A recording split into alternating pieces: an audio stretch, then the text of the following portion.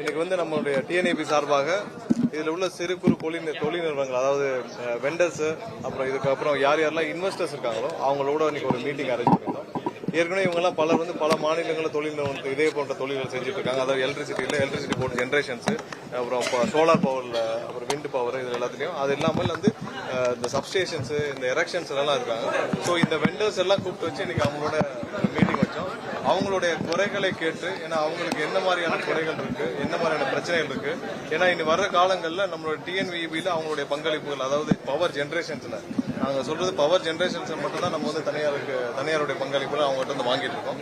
So power ஜென்ரேஷன்ஸ்ல அவங்களுடைய பங்களிப்புகள் நிறைய இருக்கணும். ஸோ அதுக்கு அவங்களுக்கு நிறைய டிரான்ஸ்பரண்டா நம்ம வந்து அவங்களுடைய அப்ளிகேஷன் ப்ராசஸ்ல இருக்கட்டும் எல்லாத்தையும் டிரான்ஸ்பரன்சி வேணும்னு சொல்லி நம்ம போனாலுமே சொல்லியிருந்தோம்.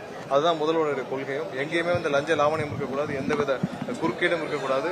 அதை வர்ற தொழில் நிறுவனங்களுக்கு அவங்களுக்கு தேவையான வசதிகள் செஞ்சு கொடுக்க வேண்டிய கட்டாயத்தில் இன்னைக்கு அந்த அவங்களோட ஒரு மீட்டிங் வச்சு அவங்க எல்லாரோட கலந்து ஆலோசித்து அவங்களுடைய குறைகளை கேட்டறிந்தோம். அதில் நிறைய சஜஷன்ஸும் சொல்லியிருக்காங்க.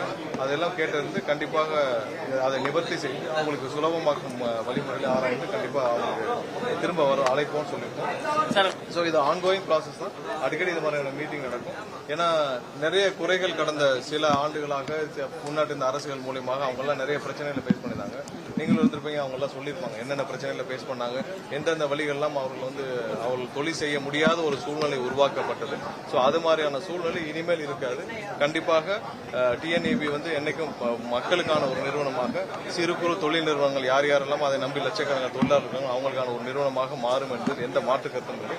அதற்காக தான் இந்த மீட்டிங் வச்சு முடிச்சோம். கண்டிப்பா வர்ற காலங்களில் இதெல்லாம் சரி செய்து நிறைய பேர் வந்து பவர் ஜெனரேஷன்ஸ்ல, அது ரெனியூவபிள் எனர்ஜியில் பார்ட்டிசிபேட் பண்ணணும். அதன் மூலமாக நமக்கு தேவையான மின்சாரத்தை இனி வர்ற காலங்களில் நம்ம பெற முடியுன்ற நம்பிக்கையில் இந்த மீட்டிங் வச்சோம்.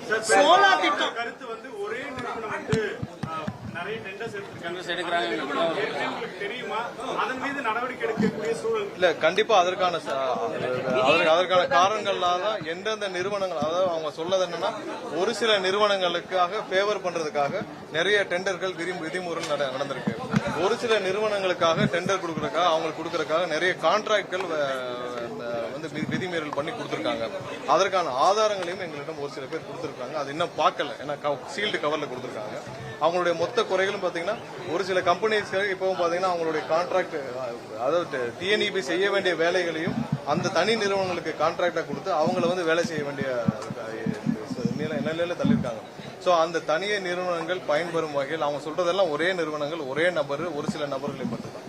நம்மளும் அவங்க யாரை பத்தி பேசிட்டு இருக்கோம் தெரியும். சோ அந்த ஒரு சில நபர்கள் தலையிடால் தான் இவ்வளவு பெரிய இந்த நிறுவனம் வந்து இவ்வளவு பெரிய ஒரு இழப்பை சந்திச்சதுன்னு சொல்லி அவங்க எல்லாருடைய குறைகளும் சொன்னாங்க. ஸோ அவங்க நிறைய பேர் வந்து ஓப்பனாகவும் சொன்னாங்க. ஒரு சில நபர்கள் வந்து புரோக்கராக இருந்து அவங்களே வந்து பிளே ஆஷ் வாங்குவதாக இருக்கட்டும், இல்லை அவங்க வந்து அப்ளிகேஷன்ல தலையீடுகளாகட்டும், எல்லா அப்ளிகேஷனும் ஒரு சில நபர்கள் வழியாக போய் கமிஷன் வாங்கிட்டு தான் வருது. அது இல்லாமல் ஒரு சில நிறுவனங்களுக்கு மட்டுமே வந்து கொடுக்கும் அளவிற்காக டெண்டருடைய பாலிசிஸ்லாம் மாற்றிருக்கேன். அதனால தான் கடந்த வாரம் நம்ம அனைத்து டெண்டர்களையும் நிறுத்தி வச்சதுக்கான காரணம் வந்து டெண்டர் பாலிசிஸை நம்ம ரீவாலிடேஷன் பண்ண வேண்டிய கட்டாயத்தில் இருக்கோம். ஏன்னா எல்லாருடைய கவலையும் என்னன்னா 2.5 லட்சம் கோடி கடன், இந்த 2.5 லட்சம் கோடி கடனை தாண்டி இந்த நிறுவனத்தை மீட்டெடுக்க வேண்டிய சூழ்நிலை இருக்கு. ஸோ இதெல்லாம் சரி செய்ய வேண்டிய கட்டாயத்தில் இருக்கும்போது இதெல்லாம் சேர்த்து செய்ய வேண்டும். அதனாலதான் வந்து இன்னைக்கு அவங்களுடைய குறைகளும் கேட்டிருந்தோம். கண்டிப்பா எங்கெங்கெல்லாம் முறைகேடுகள் தவறுகள் இருக்குதோ அதற்கான நம்ம என்ன சட்டப்பூர்வ நடவடிக்கை அது கண்டிப்பாக இல்ல. அந்த க்ளோஸ்டு கவர்ல கொடுத்துருக்காங்க. அதை கம்ப்ளீட்டா ஆராய்ஞ்சு நம்மளுடைய சட்டப்பூர்வமா என்ன நடவடிக்கை அதுக்கான பரிந்துரைகளை வந்து கண்டிப்பா ரொம்ப கடுமையா இருக்கு, மக்களுக்கு கடுமையா பாதிக்கப்படுறாங்க. நீங்க ஒரு சில இடங்களுக்கு சென்னையில பெரும்பாலான இடங்களை நம்ம பார்க்கிறோம். கடந்த 4 நாட்களாக நம்மளுடைய டிஎன்இபியில் இருக்கிற சி லெவல் வந்து எல்லாருமே வந்து ஒவ்வொரு இடத்துலயும் இரவு முழுவதும் ரோந்து பணிகள் செஞ்சு அந்த எங்க ப்ராப்ளம் வருதோ அதெல்லாம் ரெக்டிஃபை பண்ணிட்டு வராங்க. 7 வாகனங்கள்ல ரோந்து வாகனங்கள் உருவாக்கி அவங்க எல்லாம் வந்து எங்கெங்கெல்லாம் பிரச்சனை வருதோ உடனே போய் ரெக்டிஃபை பண்ணிருக்காங்க. கடந்த வாரமே பார்த்துருப்பீங்க, நம்ம சேர்மன் உட்பட அனைவரும் சேர்ந்து இரவு முழுவதும் பணிகள் தான் இருந்திருக்காங்க. ஸோ கண்டிப்பா முழு வீச்சில் இதை ரெக்டிஃபை பண்ற வேலைகள் இருக்கு. ஏன்னா உங்களுக்கு எல்லாம் தெரியும், இதெல்லாம் பழைய டிரான்ஸ்ஃபார்மர்ஸ், பழைய லெகசி டிரான்ஸ்ஃபார்மர்ஸ், கேபிள்ஸ் எல்லாம் இருக்கு. அது ரீப்ளேஸ் பண்ற பணியில எதுவுமே நடக்கல. இருக்கிற நிறுவனங்கள் எவ்வளவு தூரம் கான்ட்ராக்டர் கொடுக்க முடியும், எவ்வளவு தூரம் இந்த ஃபண்டை மிஸ்யூஸ் பண்ண முடியுமோ அதான் நடந்திருக்கு. இப்பதான் அதை மீட்டெடுக்கும் முயற்சிகள் ஒர்க் பண்ணிட்டு இருக்கோம். கண்டிப்பா கடந்த 4 நாட்கள்ல எங்கெல்லாம் வந்து நீங்க மின்சாரம் தட்டுப்பாடு அதெல்லாம் குறைஞ்சிட்டே வந்திருக்கும். நேற்றுலாம் வந்து ரொம்ப ஒரு சில இடங்கள்ல தான் அந்த இஷ்யூ சொன்னாங்க. இன்னும் இன்னும் ஒரு சில இடங்கள்ல பாத்தீங்கன்னா இப்போ மதுரையில ஒரு இடத்துல ரிப்போர்ட் ஆச்சு என்னன்னா யாரோ வேண்டுமென்றே வந்து டிரான்ஸ்ஃபார்மர் ஓபன் பண்ணி வச்சிருந்தாங்கன்னு சொல்லிட்டு அங்க இருக்கிற இபில இருந்து கம்ப்ளைண்ட் பண்ணிருந்தாங்க. அதெல்லாம் வந்து போலீஸ் கம்ப்ளைண்ட் கொடுக்க சொல்லிருக்கோம். இன்னைக்கே வந்து எங்கெங்கெல்லாம் வந்து வேண்டுமென்றே டிரான்ஸ்ஃபார்மரை வந்து ஆஃப் பண்ணி இல்ல டிரான்ஸ்ஃபார்மர் ஓபன் பண்ணி வச்சு வேண்டுமென்றே வந்து ஒரு சில நபர்கள் வந்து மின்தடை ஏற்பட்டதாங்களோ அங்கெல்லாம் மதுரையில இன்னைக்கு காலையில ஒரு சில இடத்துல ரிப்போர்ட் பண்ணாங்க. இபி ஆபீசர்ஸ் அங்க இருந்து ஏஇ எல்லாம் ரிப்போர்ட் பண்ணாங்க. அவங்க வந்து போலீஸ் கம்ப்ளைண்ட் கொடுங்கன்னு சொல்லியிருக்கோம். கண்டிப்பா எங்கெங்கெல்லாம் வந்து தனி நபர்கள் யாரும் வந்து அரசுக்கு அவப்பெயர் ஏற்படுத்தணும்னு சொல்லி இந்த மாதிரி ஈடுபடுறாங்களோ அவங்க மேல எல்லாம் போலீஸ் கம்ப்ளைண்ட் அந்த இடத்துல கொடுக்க சொல்லியிருக்கோம். முதல்வர் வந்து அதிகாரிகளோட ஆலோசனை செஞ்சிருக்காரு. வேற என்ன நடவடிக்கை எடுக்கிறதா இருக்கீங்க? ஒரு குற்றச்சாட்டை வச்சிருக்காரு. பெண்களுக்கான பாதுகாப்பை உறுதி செய்வதற்கான அனைத்து வழிமுறைகளும் கண்டிப்பாக எடுக்கப்படும். ஏன்னா எங்கெங்கெல்லாம் நடவடிக்கை எடுக்கும் எடுத்துட்டு இருக்கோம். கோயம்புத்தூர் இஷ்யூல கண்டிப்பாக முதல்வர் வந்து இந்த விசாரணையை துரிதமாக முடிக்க வேண்டும் என்று அனைத்து அதிகாரிகளும் உத்தரவிட்டதால் சட்டத்துறையிலும் சரி எவ்வளவு சீக்கிரம் இந்த விசாரணையை முடித்து அந்த குற்றவாளிகள் தண்டனை பெற்று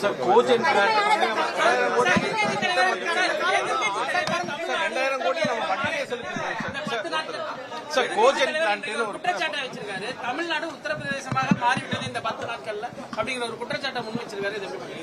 அதிக பாலியல் வன்கொடுமைகள் கொலைகள் நடந்திருக்கு அப்படின்னு எங்கெங்கெல்லாம் வந்து தவறு நடக்கிறதோ கண்டிப்பாக அவர்கள் சட்டப்பூர்வ நடவடிக்கை ஆல்ரெடி உத்தரவிருக்கா. இன்னைக்கு அதிகாரிகளோட முதல்வர் ஆலோசிச்சு கடும் நடவடிக்கை எடுக்க சொல்லி உத்தரவிட்டிருக்கார். எங்கெங்கெல்லாம் கொலைகள் இப்போ மதுரையில் இன்னைக்கு காலையில் ஒரு மர்டர் கேஸ் ஆச்சு. அது என்னன்னா அவங்க 2 பேருக்குள்ள தனிப்பட்ட தகராறு. அந்த யார் குற்றவாளிகளோ அவர்களை 3 மணி நேரத்துக்குள்ள கைது செய்யப்பட்டாங்க. மதுரையில மீனாட்சி அம்மன் கோயில் பக்கத்துல ஒரு கொலை சம்பவம் இரவு நடந்தது. அதற்கு ஒரு 3 மணி நேரத்துக்குள்ள அந்த குற்றவாளிகள் கைது செய்யப்பட்டாங்க. எல்லா இடத்திலும் கண்டிப்பாக இப்போ குட்கா மது போதைகளுக்கு எதிராக தமிழகம் முழுவதும் பெரிய அளவுல ரைடு போயிட்டு இருக்கு. எங்கெங்கெல்லாம் வந்து சட்டத்துக்கு புறம்பாக குட்கா எல்லாம் வச்சுட்டு இருக்காங்களோ அங்கெல்லாம் வந்து பெரிய அளவு நடவடிக்கை எடுக்கப்பட்டு வருது. கண்டிப்பாக அரசு பொறுப்பேற்று 2 வாரம் தான் இருக்கு. முழு வீச்சில் முதல்வர் அனைவருக்கும் உத்தரவுகளை பிறப்பித்துக்கலாம். நாங்களும் அதற்கான வேலைகளை ஆல்ரெடி தொடங்கிவிட்டோம். இப்போ 1 வாரம் தான் ஆச்சு. டிஎன்இபியில் பொறுப்பேற்று 1 வாரம் தான் ஆச்சு. 1 வாரத்துக்குள்ள என்ன செய்ய முடியுமோ முழு வீச்சு செய்ய முடியும். கண்டிப்பா அதற்கான பலன்களை சீரமைப்புகளை நீங்க எல்லாம் இல்ல சோலார் மின் திட்டத்தை ஊக்குவிக்கிறதுக்காக அதுல வந்து முழுமையான டிரான்ஸ்பரன்சி கொண்டு வரப்படும். எங்கெங்கெல்லாம் வந்து தவறு நடந்திருக்கோ அதை சரி செய்யறதுக்கான நடவடிக்கை எடுக்கப்பட்டிருக்கு. கண்டிப்பா அது தொடரும். முழுமையான டிரான்ஸ்பரன்சியில வர்ற அப்ளிகேஷன்ஸ்க்கு அவங்களுக்கு தேவையான அனைத்து உதவிகளும் இன்வெஸ்டர்ஸ்க்கு தேவையான அனைத்து விதமும் சுலபமாக்கப்பட்டு அவங்க இன்வெஸ்ட் பண்றதுக்கான வேலைகளை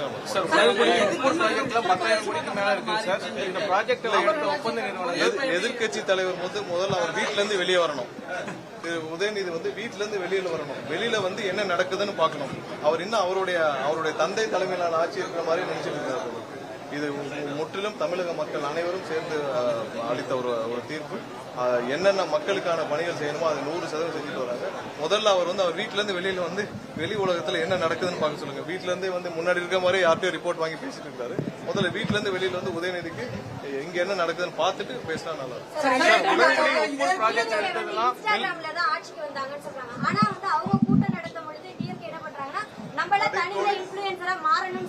கடைக்கோடி ஒவ்வொரு கிராமத்திலயும் மக்கள் வாக்களிச்சிருக்காங்க. இதுல இருந்து கொளத்தூர்லயும் மக்கள் வாக்களிச்சிருக்காங்க. கொளத்தூர்லயும் எல்லா இடத்துலயும் இவர்கள் செய்த தவறு திமுக என்னென்ன தவறு செஞ்சுட்டோ அதுக்கு எதிராக தான் மக்கள் வாக்களிச்சிருக்காங்க. எங்கேயும் இன்ஸ்டாகிராம்ல ஓட்டு பண்ணல. இடத்துல பூத்துல வந்து ஒவ்வொரு இடத்துலயும் பூத்துல வந்து மக்கள் வாக்களிச்சிருக்காங்க. இவர்கள் என்ன தவறு செய்தார்களோ அதுக்கான தீர்ப்பு தான் மக்கள் கொடுத்திருக்காங்க. அவருக்கு அது என்ன வேணாலும் சப்பக்கட்டு கட்டலாம். மற்றபடி நன்றி.